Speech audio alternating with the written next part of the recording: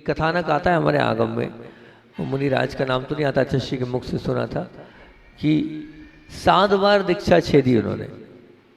कितनी बार? 7 बार दीक्षा छेदी। अभी याद आ जाएगा तो बता दूंगा। और जब एक प्रश्न नहीं बन रहा था तो उन्होंने कहा ये प्रश्न का उत्तर तो कौन देगा? वो मुनिराज देंगे। उनका नाम है, वो कुमार की अवस्था में एक कुमारिन के साथ थे। उन मुनिराज से बोला कि सबसे बोला कि इस प्रश्न का उत्तर तो वो मुनिराज दे सकते हैं और कोई मुनिराज नहीं दे सकते। मांगनंदी मुनिराज, ठीक, मांगनंदी मुनिराज ही इसका उत्तर दे पाएंगे। अब विचार करना, जिन्होंने 7 बार दीक्षा ली और 7 बार दीक्षा लेने के बाद 7 बार दीक्षा छेद दी, और उसके बावजूद भी अब क्या कहा जा रहा है? वे आचार्य महाराज बोल रहे हैं इस प्रश्न का उत्तर मांगनंदी देंगे। तो वो एक कुमारिन के साथ रहते थे। जब वहां पर पहुंचे लोग कि आचार्य महाराज ने कहा है आप ही इसका उत्तर दोगे, तो उनको लगा अभी भी आचार्य महाराज को मुझ पर विश्वास है कि मैं सब कर लूंगा और मैं उत्तर दे पाऊंगा। उनका ऐसा लगा कि नहीं, सचमुच में मुझे इस पर्याय का कल्याण करना है। 7 बार दीक्षा के बाद फिर 8वीं बार दीक्षा ली, और 8वीं बार दीक्षा लेने के बाद पता है क्या हुआ है? क्या हुआ उनका? सीधे मोक्ष गए वो।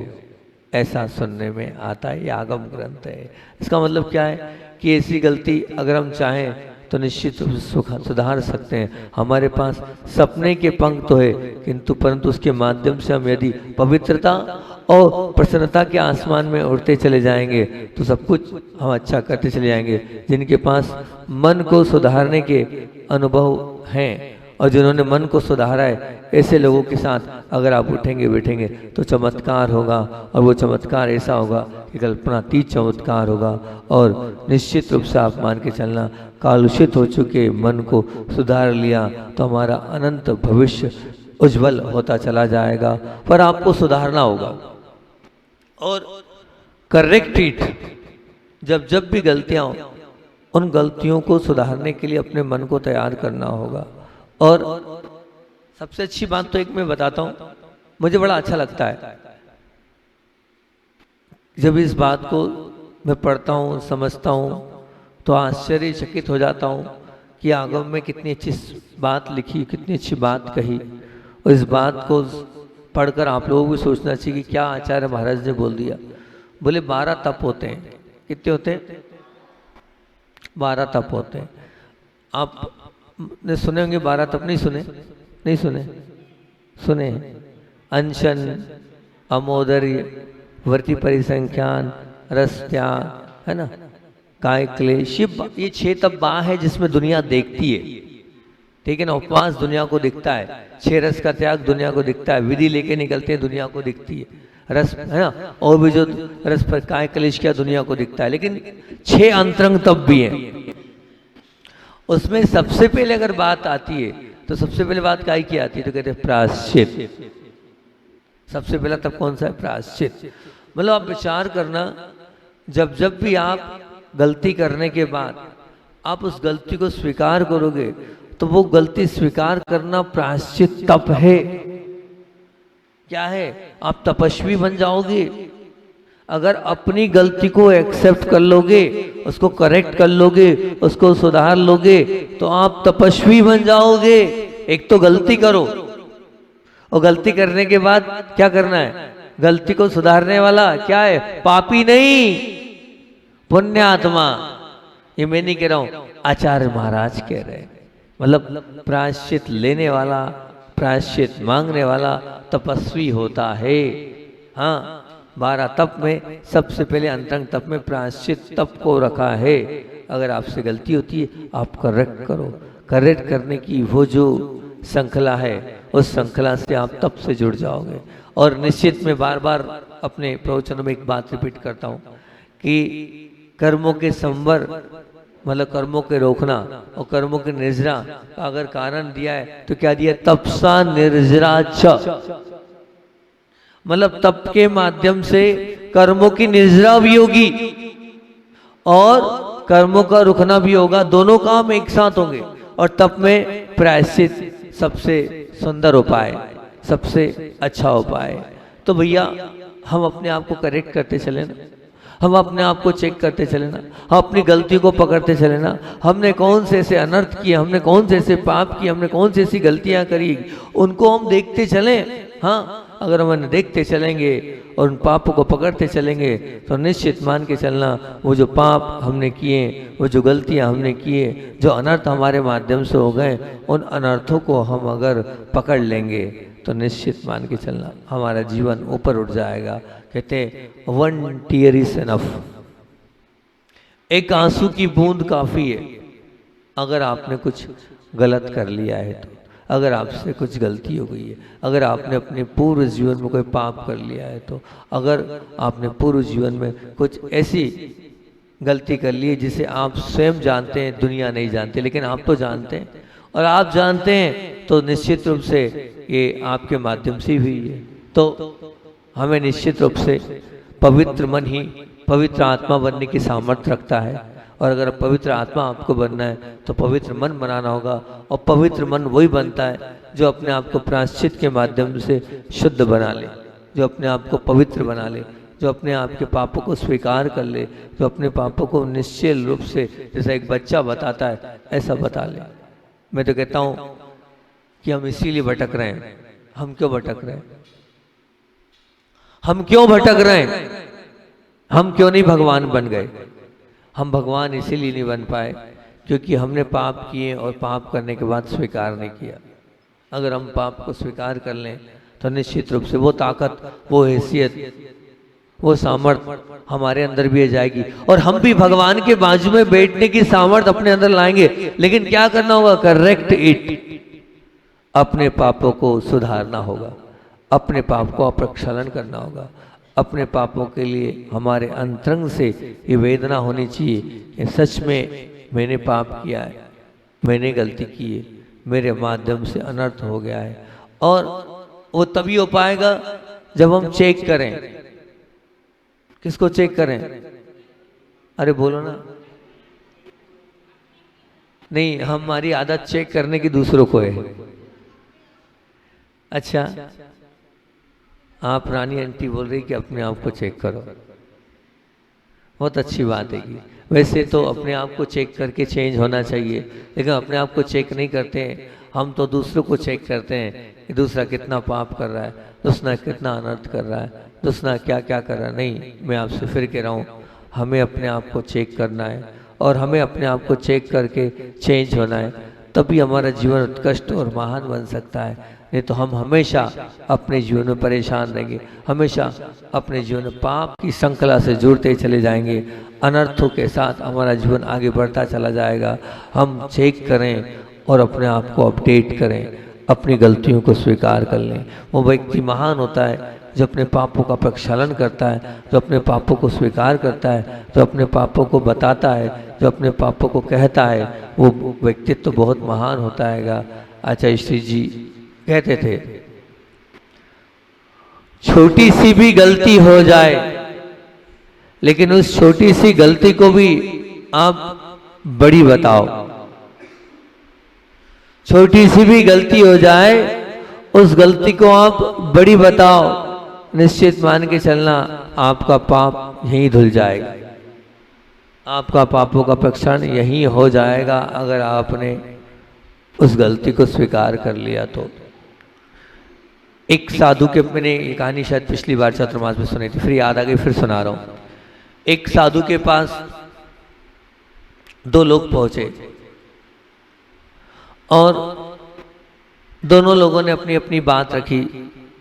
एक भाई ने रखा, पाप दोनों ने एक जैसे किए, दोनों ने घोर अनर्थ किया और दोनों के माध्यम से घोर अनर्थ हुआ और वो कार्य सचमुच में अच्छा नहीं था। किसी के साथ इस प्रकार से दुराचार करना, किसी के साथ इस प्रकार से अभद्र व्यवहार करना ठीक नहीं था। अब दोनों को लगा और दोनों अलग अलग पहुंचे और अपनी बात उन्होंने रखी। क्या रखी? बोले हमारे माध्यम से बहुत घोर अनर्थ हो गया है, घोर पाप हो गया है और हम प्रायश्चित चाहते हैं। तब गुरु महाराज ने कहा कि तुम्हारा पाप तो है, लेकिन तुम्हें कितनी फीलिंग है उस पाप को, कितना बड़ा पाप मानते हो तुम जितना बड़ा पाप मानते हो उतना बड़ा पत्थर ले आना। उतना बड़ा क्या ले आना, पत्थर ले आना, उसके हिसाब से उसको तोल कर उसको देख कर मैं तुम्हें प्रायश्चित दूंगा। ठीक है। दूसरा आया, दूसरे ने भी यही बात करी और बोले वही पाप दोनों ने मिलके किया था, पाप तो हो गया आएगा, तो बोले पाप का प्रायश्चित भी चाहिए। ठीक है, तो क्या करना है? बोले पाप के प्रायश्चित के लिए तुम भी एक काम करो, तुम जो है जितना बड़ा पाप उतना बड़ा तुम क्या ले आओ, पत्थर ले आना। गजब है गुरु, गजब के प्रायश्चित देने का तरीका है उनका। अब वो पहला जो मित्र आया, उन्होंने अपने गुरु के पास ले जाकर कि आचार्य महाराज मैं मानता हूँ मैं इतना बड़ा पत्थर लाया हूँ, इतना बड़ा पत्थर इतना बड़ा पाप है मेरा। उन्होंने कहा एक काम करना, कल आना प्रायश्चित लेने, अभी नहीं दे रहा हूँ। बोले आपने कहा था पत्थर ले आना, अभी नहीं कल आना। ठीक, कोई बात नहीं, कल आ जाएंगे। अब वो दूसरा फिर आ गया और वो पसीने में तर तर था और उससे पूछा क्यों भैया तुमसे कहा था ना पत्थर लाना। बोले लाया हूँ, कहाँ है? हाथ तो खाली है। बोले भगवान मेरा पाप इतना महंगा है और मेरा पाप इतना घोर अनर्थ वाला है कि मैं पसीने में तर तर हो गया हूँ। उस पत्थर को लाया तो हूँ लेकिन अंदर तक नहीं ला पा रहा हूँ, अंदर तक नहीं ला पा रहा हूँ, बहुत भारी पत्थर है, उठ नहीं पाया है, लेकिन यहाँ तक तो ले आया हूँ। वो क्योंकि पाप इतना बड़ा है, आपने जितना बड़ा पाप लाना, जितना बड़ा पाप किया उतना बड़ा पत्थर लाना। अब मैं बहुत बड़ा पत्थर लाया हूँ और मुझसे नहीं रहता बन रहा है, आप स्वयं बाहर चलकर देख लें कितना बड़ा पत्थर है। अब वो गुरु महाराज बाहर गए, उन्होंने उस पत्थर को देखा। पत्थर को देखने के बाद बोले कोई बात नहीं, गलती सबसे होती है, तुम्हारे से गलती हो गई हैगी, आप विकल्प नहीं करो और एक काम करना। क्या करना? बोले कुछ नहीं, आप तो एक उपवास कर लेना। कितने उपवास कर लेना? एक उपवास कर लेना, जो हो गया सो हो गया, बस इतना सा प्रायश्चित। बोले नहीं, तुम्हें इतनी वेदना है, तुम इतने व्यथित हो अपने पाप को लेकर, तुम अपना पाप धो चुके हो, तुमने अपने पापों का प्रक्षालन कर लिया, यही कर लिया। क्यों? क्योंकि तुम्हें इस प्रकार की अंदर से पीड़ा है और तुम्हारे ये आंख के आंसू और तुम्हारी वेदना बता रही है कि तुमने पाप करने के बाद अंदर से तुम प्रायश्चित के दुख से दुखित हो। अब अगले दिन वो मित्र आता है, एक जैसे ही पाप था दोनों का। उससे बोला एक काम करना। बोले क्या? बोले एक काम करना, तुम्हें 50 उपवास करने हैं। कितने उपवास? 50 उपवास। उसका दिमाग खराब। बोले कल ही मेरा मित्र लेके गया एक उपवास और ये 50 उपवास दे रहे हैं, समझ में नहीं आता है। वही पाप, वही सब कुछ दोनों ने मिलके पाप किया, उसको एक उपवास में निपटा दिया, मेरे को 50 उपवास में निपटा रहे हैं। ये तो भेदभाव है, ये तो मेरे साथ गलत किया जा रहा है। तो उसने बोला आप गुरु नहीं हो, आप सच्चे गुरु नहीं हो। बोले क्यों? बोले आप भेदभाव कर रहे हो, एक जैसा पाप, एक जैसा घोर अनर्थ किया हम दोनों ने, और हम दोनों मित्र हैं। ये बात की बात है, हम दोनों अलग अलग आए, इसका मतलब ये थोड़ी कि हम दोनों में दरार पड़ गई है, हम दोनों पक्के मित्र हैं। उसने बता दिया मुझको कि एक उपवास मिला। पहली बात तो गलती है, प्रायश्चित किसी को बताना नहीं चाहिए कि हमें ये प्रायश्चित मिला है। आचार्य जी बोलते थे कि तुम्हें जो प्रायश्चित मिल रहा है कभी बताना नहीं। तो बोले उसको एक उपवास, मुझको 50 उपवास। तो गुरु महाराज बोलते हैं नहीं, मैंने गलत नहीं किया है। बोले उसका पत्थर देखो कितना बड़ा है, उसको लग रहा है कि मैंने बहुत बड़ा पाप किया है, तुम्हें लग ही नहीं रहा है कि मैंने बहुत बड़ा पाप किया है। तुम इतना सा पत्थर उठा के मेरे पास लिया है, अभी तुम्हारे अंदर जो है ना उस पाप के प्रति घृणा नहीं है, उस पाप के प्रति तुम्हारे अंदर हाथ उठकैम नहीं है, इसलिए तुम्हारे लिए बड़ा प्रायश्चित दिया। और वो जो है उन्होंने रो रो कर व्यतीत होकर अपने मन को, अपने अंतरंग को यूं ही पवित्र कर लिया, इसलिए ज्यादा बड़ा प्रायश्चित देने की जरूरत नहीं है। और तुम अभी अंदर से व्यतीत नहीं हो, इसलिए तुम्हें बड़ा प्रायश्चित देने की आवश्यकता है। आप समझना बात को, क्या यहाँ कहना चाह रहे थे? वह यही कहना चाह रहे थे कि अगर आपका पाप भले ही एक जैसा हो, लेकिन पाप करने के बाद गति अगर आपकी मति ठीक हो गई तो आप इस पाप को यहीं प्रक्षालित कर सकते हो। हाँ, आचार्य श्री जी कहते थे कि ये बार बार उनके प्रवचनों में आता था और वो कहते थे कि हमने जो गलती करी उस गलती को स्वीकार कर लिया, 25% धुल गया। क्या बोलते थे गुरुजी? आपने गलती करी और गलती को स्वीकार कर लिया कि मैं गलत तो हूं। क्योंकि आचार्य जी बोलते थे पहली बात तो ताकत चाहिए बहुत बड़ी, सामर्थ्य चाहिए बहुत बड़ी कि अपनी गलती को स्वीकार तो करें हम गलती तो कर रहे हैं लेकिन गलती को स्वीकार कर रहे हैं क्या? बोलो, नहीं करते। बहुत कम लोग होते हैं जो पीठ ठोकर बोलते हैं, सीना ठोकर बोलते हैं, हाँ हमने पाप किया, हम गलत हैं। कोई बोलता है क्या? नहीं। बोले बहुत बड़ी ताकत होती है स्वीकार करने वाले की, ये महान व्यक्तित्व होता है जो स्वीकार करता है। आचार्य जी बोलते हैं जिसने गलती करी, हाँ उसने अगर स्वीकार कर लिया 25% तो वहीं गल गया। और अब उसके बाद जब उसने स्वीकार करने के बाद गुरु के चरणों में निवेदन कर दिया कि मुझसे गलती हुई, करेक्ट कर दो, मेरे मन को पवित्र कर दो, बोले 25% गल गया। क्या हो गया? 25% वहां गल गया। अगर आपने गलती का प्रायश्चित मांग लिया तो 25% आपका वहीं पर गल गया। और फिर गुरुदेव कहते हैं कि अगर मान लीजिए आपने स्वीकार करके प्रायश्चित मांगा और अगर आपको प्रायश्चित मिल गया, आपको प्रायश्चित मिल गया और आपने उस प्रायश्चित को ले लिया, वो जो प्रायश्चित आपने एक्सेप्ट कर लिया और उसको अहोभाव से स्वीकार कर लिया, 25% गल गया। अहोभाव से स्वीकार करना होगा, लेकिन जो गुरु ने दिया है कि नहीं नहीं ठीक है, मेरे गुरु ने मुझे जो दिया ठीक दिया, थोड़ा बहुत भी किंतु परंतु नहीं। और बोले बाकी 25%, बोले वो जो प्रायश्चित दिया था उस प्रायश्चित को आपने पूरे उसके साथ पूरा कर लिया, 25% गल गया। यही का पाप यही धुल जाएगा।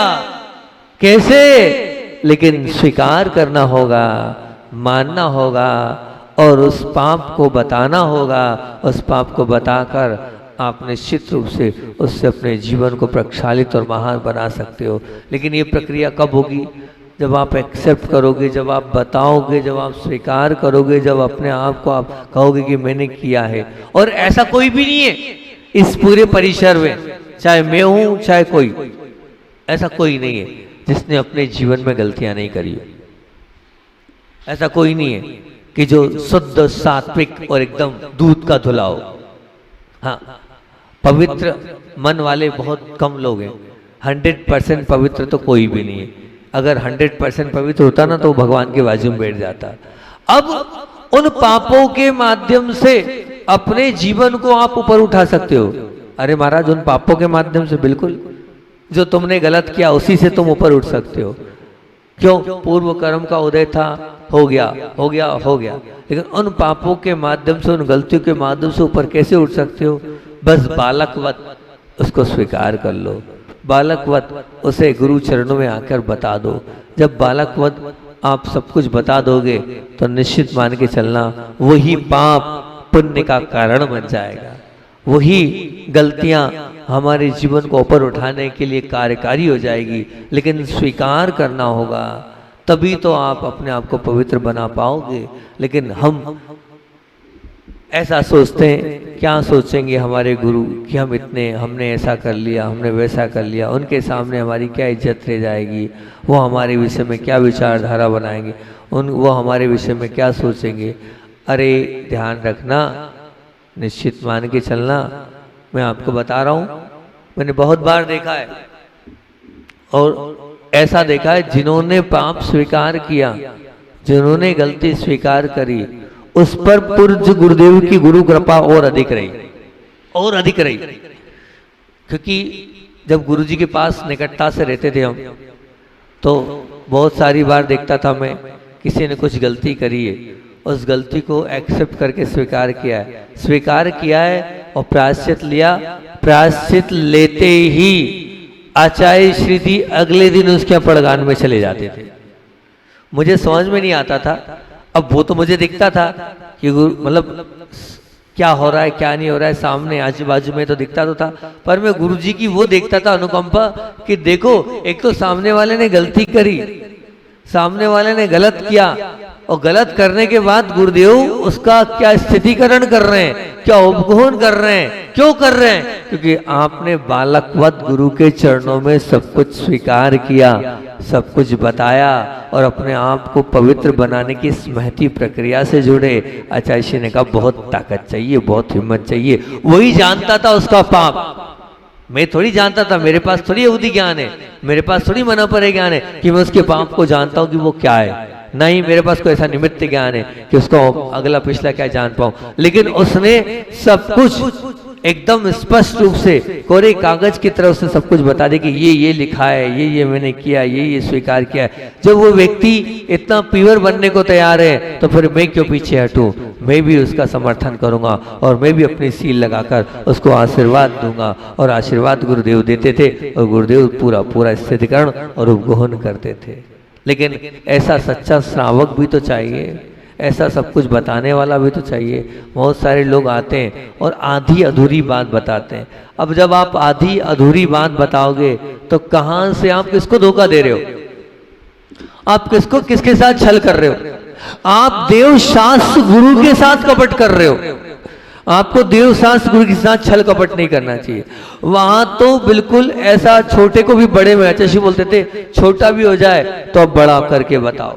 हाँ, अब बड़ा करके बताओगे तो निश्चित रूप से आप मान के चलना आप पवित्र मन वाले हो, पवित्र हृदय वाले हो। लेकिन हम क्या करते हैं, बड़े पाप को भी छोटा करके बताते हैं। नहीं आचार्य जी ऐसा नहीं था, ऐसा था। आचार्य जी का जीवन हो गया है, वो सब समझते हैं और सब देखते हैं और उसके बावजूद फिर उनको वैसा उस प्रकार का प्रायश्चित देते थे। स्वीकार तो दोनों कर रहे हैं और एक व्यक्ति उसको बड़ा बता के कर रहा है, जैसे उसने कहा ना इतना बड़ा पत्थर, तो उसको प्रायश्चित इतना सा दिया, और एक इतना सा पत्थर ला रहा है तो उसको प्रायश्चित बढ़ा दिया। क्योंकि आपको दुख है कि मैंने गलत किया है, आपको अंदर से व्यथा है कि मैंने गलत किया है, तो मैं तो इतना ही कहूँगा कि वास्तविकता में अगर आप अपने आप को करेक्ट करना चाहते हो, अपने मन को पवित्र करना चाहते हो, तो जो पवित्र मन होता है वही निश्चित मान के चलना पवित्र आत्मा बनने की सामर्थ्य करता है। गलती सबसे होती है, लेकिन करेक्ट इट कर लो, अपने मन को पवित्र कर लो, अपने मन को सुधार लो और अपने मन को आप इतना अच्छा बना लो ताकि अगर आप को कभी भी सपने में भी अगर आप रहो तो आप ये कहो कि नहीं मैं गलत नहीं हूँ, मैं ठीक हूँ, मैंने गलती तो की है लेकिन मैंने गलती स्वीकार कर ली। मैं आपसे बता रहा हूँ कि किसी के माध्यम से गलती हो जाती है, होती है, लेकिन गलती करने के बाद जब वो गुरु चरणों में अपनी गलती को प्रेषित करता है और प्रेषित करने के बाद जब गुरु आशीर्वाद देते हैं और जब गुरु आशीर्वाद देते हैं जब प्रायश्चित मिलता है तो उसको ऐसा लगता है मैंने अपने आप को बहुत हल्का कर लिया, मैंने अपने आप को बहुत ऐसा बना लिया जिसके माध्यम से मैं अपने आप को बड़े ही उससे कह सकता हूँ कि मैं पवित्र हो चुका हूँ, मैं निर्मल हो चुका हूँ, मैं निश्चित रूप से अपने आप को उत्कृष्ट बना चुका हूँ। क्यों? क्योंकि हमने गलती को क्या कर लिया है, क्या कर लिया है, करेक्ट इट, सुधार लिया है। अब आप बोलो महाराज जी हम आगे से गलती नहीं करेंगे, करेक्ट इट होते हैं अपने मन को सुधार लेंगे। नहीं, आगे से गलती नहीं करोगे ये तो बहुत अच्छी बात है, नहीं करना चाहिए, ये तो अलर्ट हिट में बात हो गई। अलर्ट हिट में सावधान अब आगे से नहीं करूंगा वो बात नहीं, करेक्ट हिट में तो ये कि जो पुराना किया है उसको सुधारो। अलर्ट हिट में आगे से नहीं करूंगा इस बात की बात है कि, लेकिन करेक्ट हिट में आपको अपनी गलतियों को अपने मन से जो आपने गलत किया है उसको सुधारने के लिए तत्पर होना पड़ेगा। और सुधारने के लिए तत्पर होने के लिए जो किया है उसका आपको प्रक्षालन करना होगा, जो किया है उसको आपको स्वीकार करना होगा, जो किया है उसको आपको एक्सेप्ट करना होगा, जो किया है उसके लिए आपको द्रवीभूत होकर अपने पापों के लिए, अपने किए गए गत अपराधों के लिए अंदर से दुखित होना होगा। और दुखित वही होता है, ध्यान रखना, भगवान के सामने आप रो लोगे, भगवान को आप बता दोगे तो किसको बताया आपने, नहीं आपको तो। अच्छा श्री जी बोलते थे कि वो तो गुरु के चरणों में ही पापों का प्रक्षालन होता है और गुरु ही उसका क्या करते हैं, क्या करते हैं, उपगोहन स्थितिकरण करते हैं। बस गुरु आपके सच्चे होने चाहिए। तो अगर आपके गुरु सच्चे हैं तो निश्चित रूप से आपने अपने पाप का प्रक्षालन करके अपने आप को पवित्र कर लिया। तो आज सबसे इतना ही कहूँगा मैं, आज के प्रवचन का सार, हम सब गलत थे, हम सब गलत हैं, हम सब ने गलतियाँ करी है। ऐसी कोई आत्मा नहीं है जिसने गलती नहीं करी है, लेकिन गलती करने के बाद करेक्ट इट हो जाओ और अपने आप को पापों को स्वीकार करके अपने पापों को बता दो और ये कह लो। और फिर इसके बाद जब गुरु चरणों में पहुँचोगे, अपने पापों को स्वीकार करोगे तो गुरु भी अपने आप आपके लिए वो बर्दाश्त देंगे जिसके माध्यम से, कितना अच्छा तरीका है, कितनी अच्छी बात है कि प्रायश्चित आपने ले लिया, आप 12 तप से जुड़ गए, आपका पाप ही पुण्य का कारण बन गया। आपके द्वारा किया हुआ दुष्कर्म में ही आपके पुण्य का कारण बन गया, लेकिन बस उस पाप को आपको क्या करना होगा? स्वीकारना होगा। उस गलती को, उस दोष को आपको बताना होगा। तो वही पाप, वही गलती, वही दोष, वही बुराई आपकी पुण्य में कन्वर्ट हो जाएगी, पुण्य में परिवर्तित हो जाएगी, उसका पाप का संक्रमण पुण्य में हो जाएगा। वही पाप बंधा था अभी तक आपके साथ, संक्रमित होकर वो पुण्य के खाते में चला जाएगा। वो तभी पुण्य के खाते में जाएगा जब करेक्ट इट हो जाओगे, जब आप अपने आप को सुधार लोगे। और सुधारने का तात्पर्य क्या होता है? कोई चीज बिगड़ जाती है तो आप क्या करते हो? उसको सुधारते हो ना, सुधारते हो। आप बिगड़े हो तो सुधारने का तात्पर्य तो क्या है कि आप उस जो गलतियां हो गई है उसको अलग कर कर और उसको करेक्ट कर लो। और वो कोई मिस्त्री के पास जाते हो, किसी ऐसे कारीगर के पास जाते हो, वो उसको सुधारता है। तो बस हमारे किए गए अपराधों और हमारे किए गए दुष्कर्मों को सुधारने के लिए हमें गुरु चरणों में जाना होगा और वहां पर जाकर अपने आप को क्या करना होगा? करेक्ट इट, सुधारना होगा। आप अगर अपने आप को सुधार कर पवित्र और पावन बन सकते हैं तो बहुत अच्छी बात है। कि मैंने तो आपको बताया ही था कि अपने आप को अपडेट करने के लिए मैंने एक चार्ट बनाया है। उस चार्ट के माध्यम से हम करेक्ट इट होते चले जाते हैं और अपने आप को सुधारते चले जाते हैं। और फिर उसके बाद उसमें जो कहना चाहिए कि पनिशमेंट है, उस पनिशमेंट से हम अपने आप को प्रायश्चित देते चले जाते हैं। ऐसे आप भी अपने जीवन को अच्छा बना सकते हैं। समय अपना हो रहा है। आचार्य भगवंत गुरुदेव ने जब समय सार ग्रंथ की वाचना चल रही थी, उस समय जब बंद अधिकार का प्रसंग चल रहा था, उस प्रसंग में आचार्य महाराज ने जब 2001 की बात है ये, उस समय आचार्य श्री जी जब समय सार की वाचना कर रहे थे तो उन्होंने कहा, प्रभु और गुरु की आरती करने से आरत अर्थात पाप टलते हैं।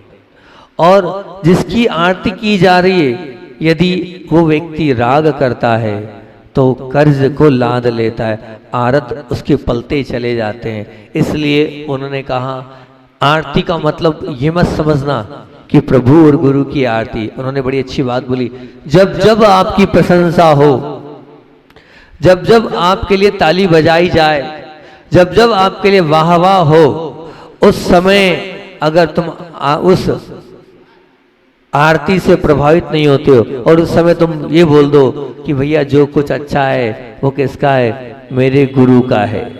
किसका है? मेरे गुरु की कृपा है और मेरे गुरु का है। तो ध्यान रखना, वो आरती, वो वाहवाही, वो ताली, वो प्रशंसा पाप का कारण नहीं बनेगी। और अगर मान लीजिए आपने उसमें थोड़ी बहुत भी आप फुल गए, मैंने किया, मुझे ही प्रशंसा हो रही है, मेरी प्रशंसा होनी चाहिए, और एक कान अपनी प्रशंसा के भूखे रहे, तो वो आरत पलते चले जाएंगे, अर्थात उल्टे पाप और बढ़ते चले जाएंगे।